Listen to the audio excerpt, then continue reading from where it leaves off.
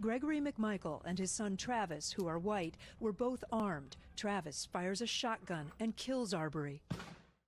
Just after midnight on March 13th, police shot Taylor at least 8 times, killing her in the apartment she shared with her boyfriend, Kenneth Walker. The officers were part of a narcotics investigation and opened fire after Walker shot first. The lawsuit against the officers claims the suspect they were searching for was already in custody. Taylor's family alleges the officers wearing plain clothes did not identify themselves and that Walker, a registered gun owner, was shooting at men he believed were breaking in.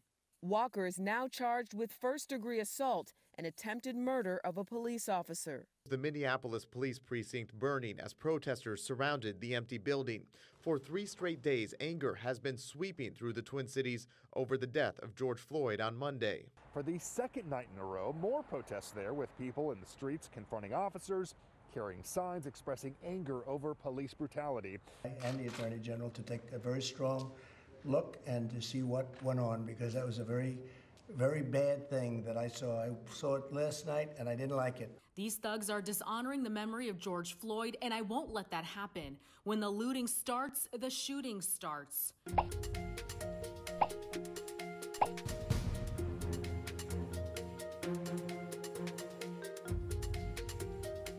The U.S. coronavirus death toll now soaring to more than 100,000.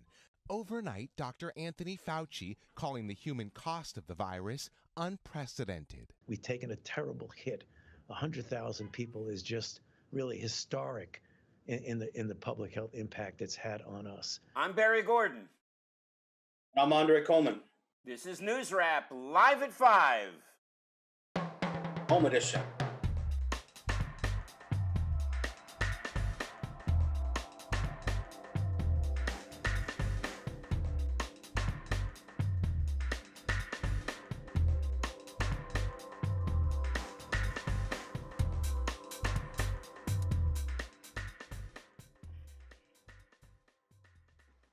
What can we say? This has not been a happy week.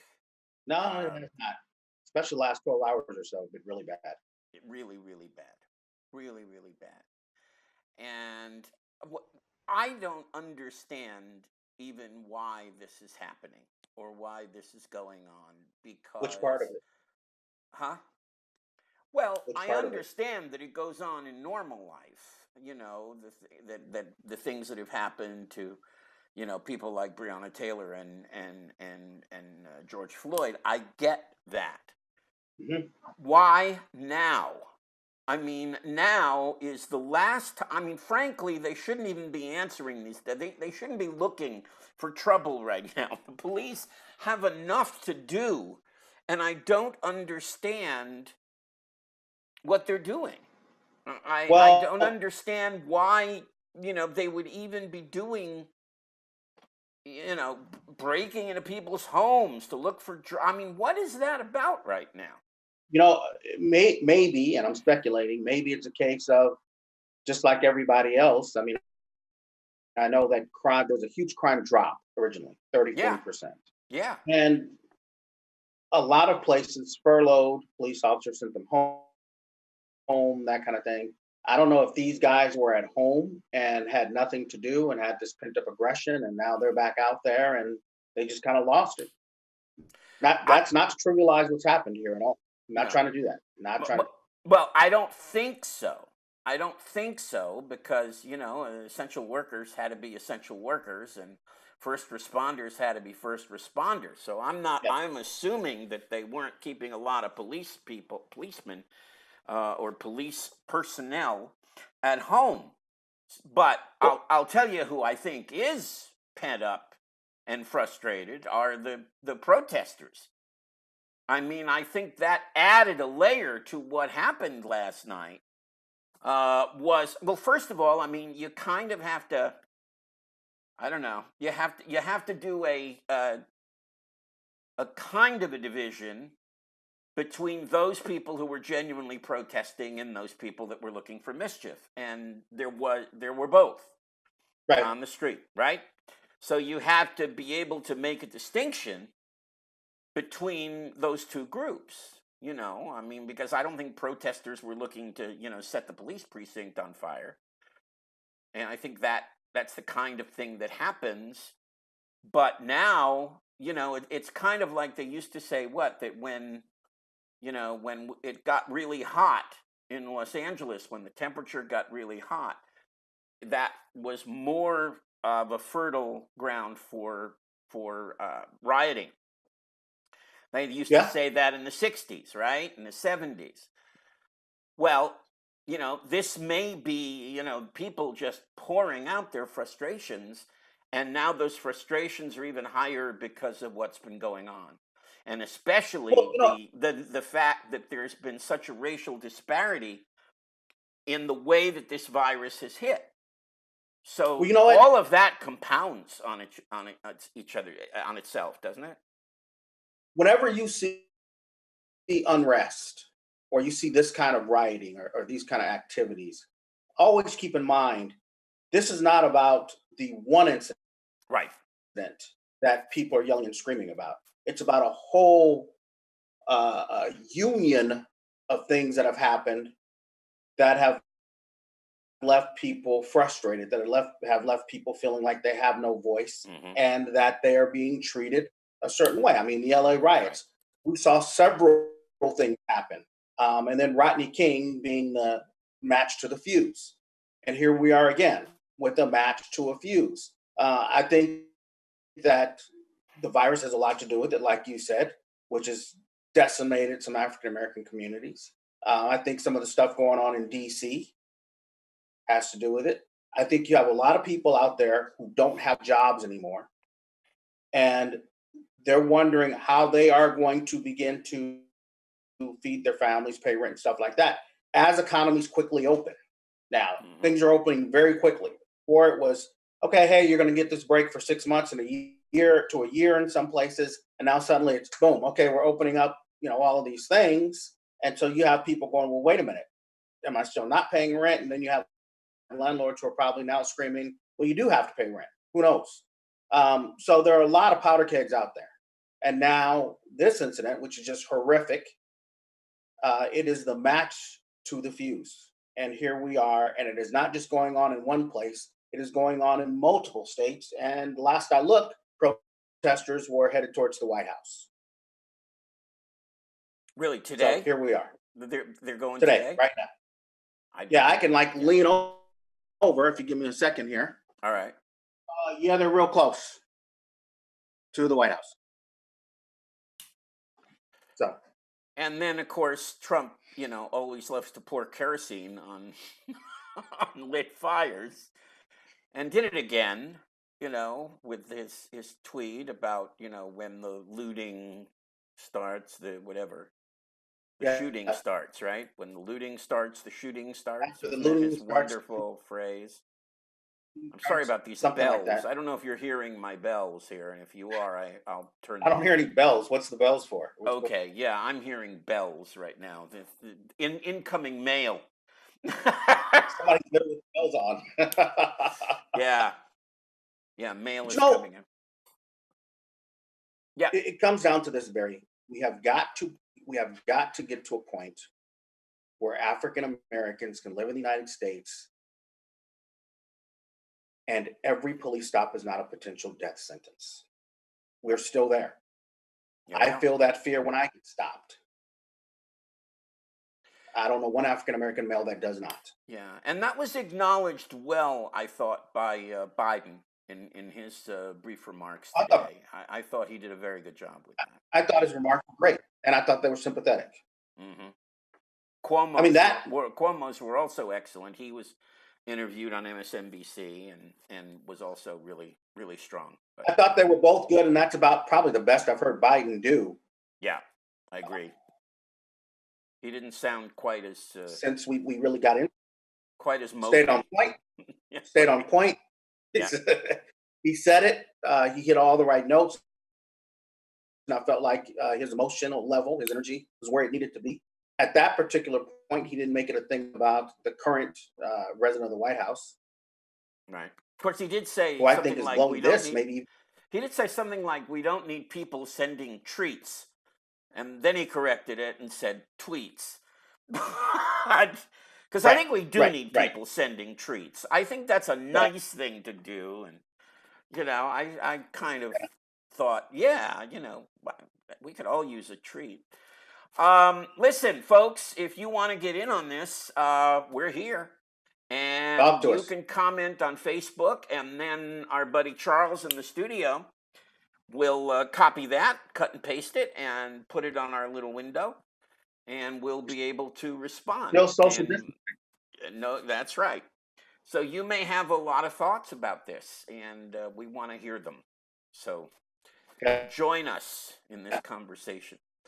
And of course, the other dramatic thing that happened this week was that we hit 100,000 COVID deaths.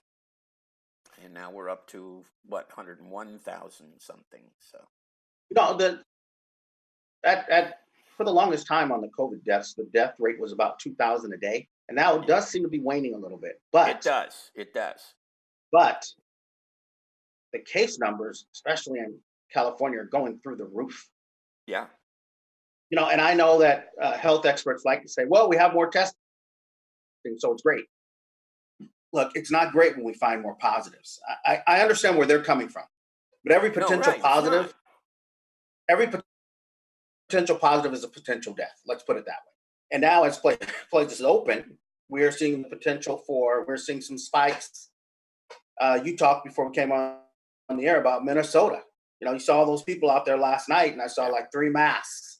Yeah. The whole thing. So but these are the social and people very close to each other. Crowds very close to each other. And that was true. That was true here last night in Los Angeles when the protest. So, and I don't know what they're doing in Washington right now, but I mean, every time I've seen pictures, they've been close together. And all right, so now I'll give you an update. We got fires in Atlanta. A whole other problem. So to give you an update, because I just leaned over, we got fires in Atlanta, Georgia. Oh Lord. Yeah, it just says Atlanta turns violent. Yep. And there's a curfew in Minnesota that should take effect in about 45 minutes. We'll see if anybody listens. I always hate when I hear the violent part of it. I really do, because the first thing that comes to my mind is how it so dilutes the message that needs to be heard. Because the message that needs to be heard is the violence from the police, the violence from authority. And when you have violence coming the other way, the only way to justify that is to say, it's almost the parallel of the white supremacy crap with Charlottesville, where there are good people on both sides. I don't want us to say that. I want us to say there are people that are wreaking havoc, and they shouldn't be doing that. And then there are people that are legitimately protesting a horrific act, and they should be doing that. And somehow we've got to make that distinction. White America could avoid this every single time going forward. Right. To be honest with you. Right. And I'm going to say this. While I don't support the violence, I do not. The cop who was arrested today, I have no doubt that they would not have arrested him at all had last night not happened. Well, that could be true. So I'm not going to say the ends justify the means. I'm not saying that. But I'm saying when you learn to listen at the beginning of this, these kind of incidents, then you don't have violence. If they had arrested all 4 officers right at the beginning, because if they showed a picture, if they had a video of me and 3 other black guys attacking somebody and the guy died, they wouldn't say, well, we haven't arrested him yet because we're still investigating. Right. They would have made 4 arrests the same day and then investigated. Mm-hmm. So they could avoid this. That's the lesson here. Go make the arrests just like you did any common citizen, because police officers are supposed to be common citizens with extra authority and power. So literally they should come under extra scrutiny. Go make the arrests, then investigate it. Then you don't have this. There's a stronger chance that people will remain calm because they feel like, you know what, people are doing something about it. Right. And if Twitter were to block the president, which it should, or ban his account for some of the stuff he's saying, especially when he called on thugs, whatever, he shot people protesting, and not just protesters. I know he was talking about the people out there last night. But when he's calling on more violence, it's not the answer. That's not going to help this situation at all. Well, he also complained about, and then we'll go to local, but he also complained about not just, them taking him on for glorifying violence. He's just complained about fact checking. Right. He doesn't want to be fact checked. He was just right up front about that. That they should not be fact checking me. That's a terrible thing to do. I get to say whatever I want. Yeah. And it's gospel. Wow. Oh, yeah. Don't forget about transparency. Amazing human being. Yes.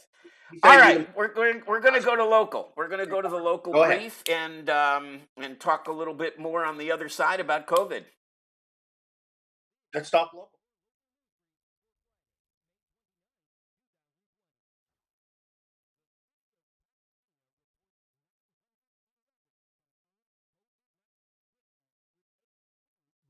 Virus-related deaths.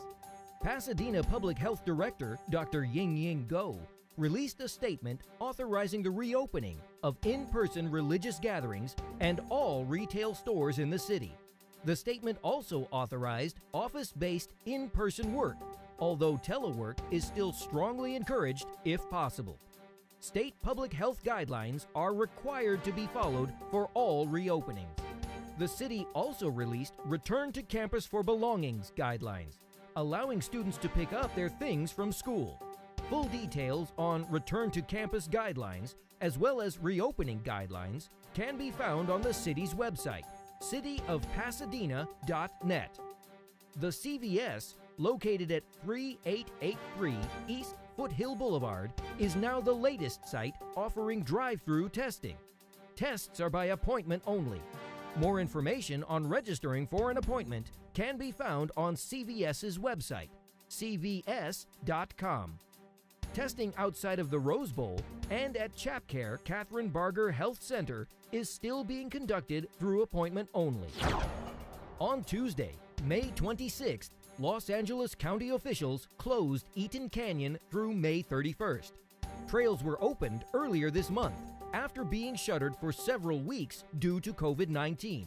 Tuesday's closure cited overwhelming crowds not following public health requirements for face coverings and physical distancing. The state has ordered all nursing facilities to test all residents for COVID-19. This week, the Los Angeles County Board of Supervisors approved the hiring of an inspector general to investigate the handling of COVID-19 in nursing facilities. The Los Angeles County Sheriff Civilian Oversight Commission will pursue legal action against Sheriff Alex Villanueva for failing to answer to a subpoena.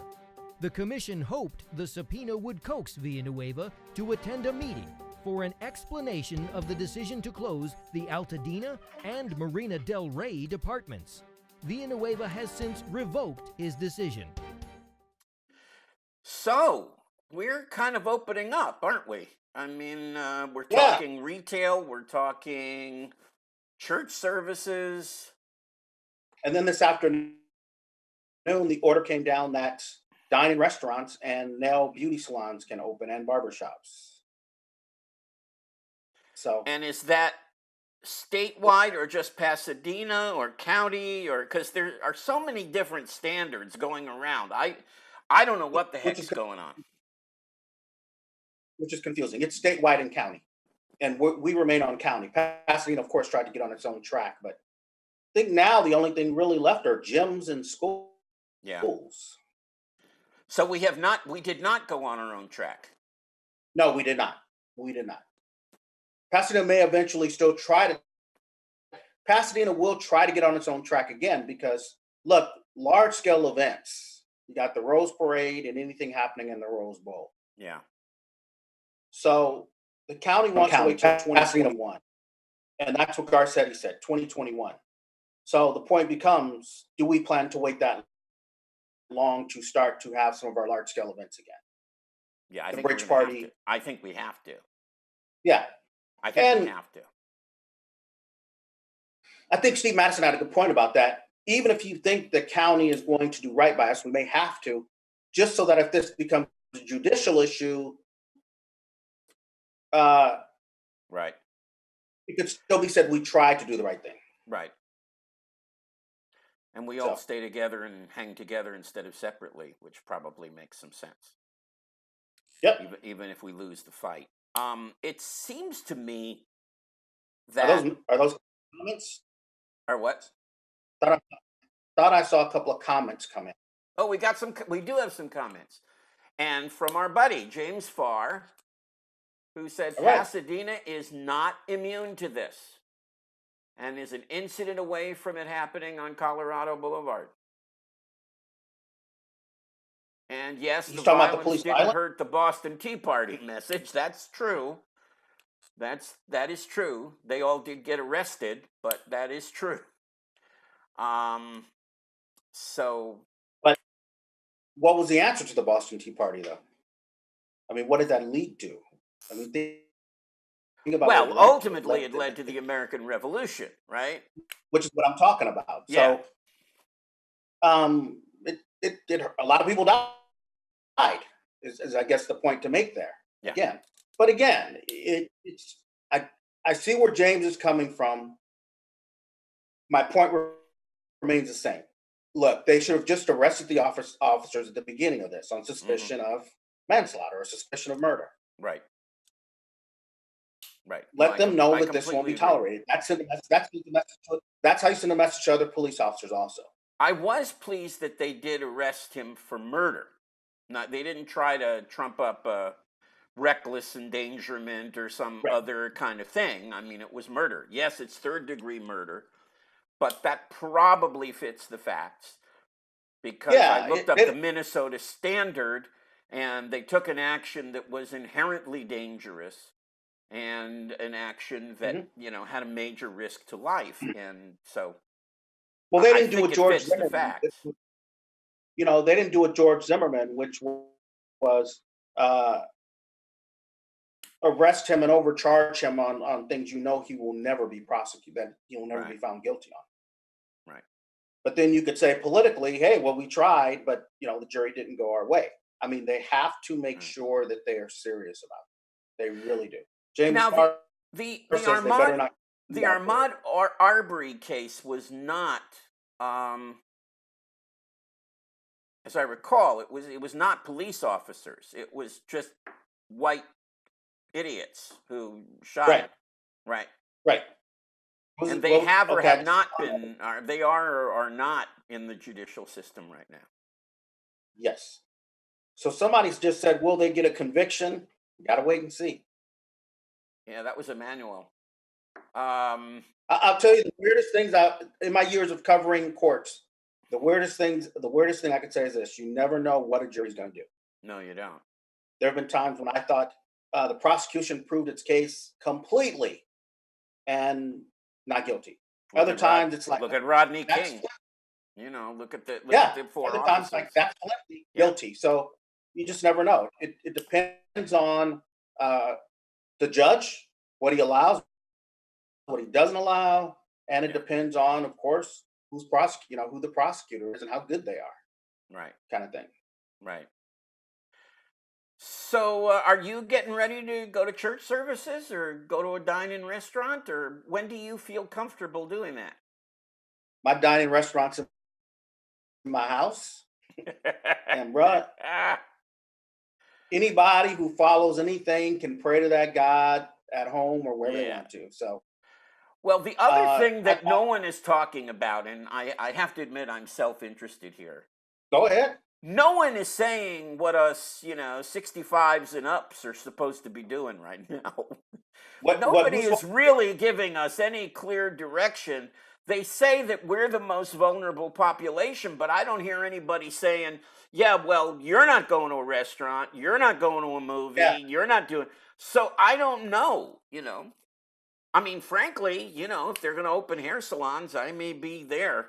Well, I think that's the one. I may have to do that. Yeah. I think that's the one we both have to go to. We're going to have to both just kind of. That'll be the first outing that I have. Yes. Yeah. I think that's going to be it. But I got to be honest. I kind of miss it when everything was closed because it was quieter. Yeah. The air was nicer, that kind of thing. Now I'm hearing more sirens again. Yeah. We got this drama going on. I know. Man's back in the world, and it shows. I know. But if they get back in the world too fast, and if they do it without social distancing, and they do it without masks, we're going to be right back in the soup. We could be in a worse spot. Yeah, we could be. That's entirely possible that it ends up worse. That's why everybody, look, people in this. It's not when the virus dies. It's not when it gets warm. It's when people do this the right way. Yeah, that's right. I agree. We got more, let's see, Andre Coleman, privilege, entitles, what? The hold of it to patients. Ask SM. Okay, I'm lost. I don't know. I think Ask Steve Madison is SM, right? Yeah, who's that one from? That's from James. Oh, I don't. I think a non-guilty verdict would lead to more unrest. That's from Emmanuel. Absolutely. Yeah, there's no question about that. Completely could. Yeah, completely. No question. I think it's not going to be. I think it will be a guilty verdict, at least for the one guy. I don't know about the other three because nothing's happened with them yet. And they came in afterward, but the guy with his knee on Floyd's neck, I think is going to get burned. I do. Watch for the deal. I do think he's going to watch for the deal. The deal? I expect him to cut the deal and just plead guilty to something. Maybe they take the murder charge off. And that could happen too. Take the murder charge. And that's it. We're guilty of possibly running over. So we've got to get out of here, and we'll see you next week. I'm Barry Gordon. I'm still Andre Coleman. And this is NewsRap Live at 5. Let's go get a cut, Barry. Not yet. Maybe a couple of weeks. See you guys. I'll cut yours.